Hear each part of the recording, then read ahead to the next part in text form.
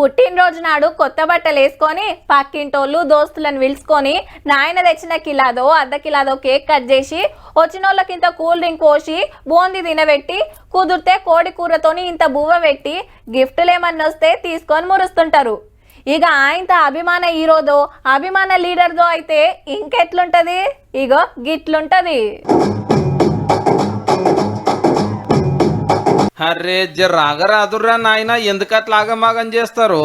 మొదలైతే కేక్ పోయినాయన్రి, 2 కేకులు తెస్తే రప్ప రప్ప కట్ చేసి తలా ఇంత తినబెట్టిండు.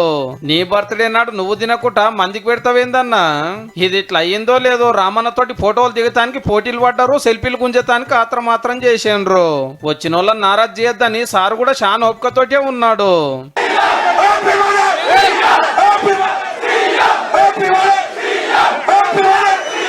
మంచిగా వినబడదా? సీఎం అని అంటున్నారు.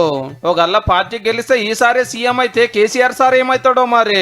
అయితే ఎర్రబెల్లి సార్ 3000 గులాబీ హెల్మెట్లు తెచ్చి వంచుదామంటే రామన్న టైం ఇయ్యలేదట. ఈడికెళ్ళి సీదా బైకాడికి పోయి బాపు అమ్మ దీవనార్తి తీసుకున్నాడు పుట్టినరోజు నాడు. ఇక కవితక్క అన్నయ్య హ్యాపీ బర్త్డే అని సోషల్ మీడియాలో రాసింది కానీ వచ్చి కలవాలే. జిల్లాలలో కూడా చేసిరు బీఆర్ఎస్ వర్కింగ్ ప్రెసిడెంట్ పుట్టినరోజు పండుగను. కేకులు కోసుడు, నెత్తురు దానం, అన్నదానం, కుటుంబీషన్లు వంచుడు నడిచింది. తీన్మార్ వార్తల తరపున రామన్నకు పుట్టినరోజు శుభాకాంక్షలు.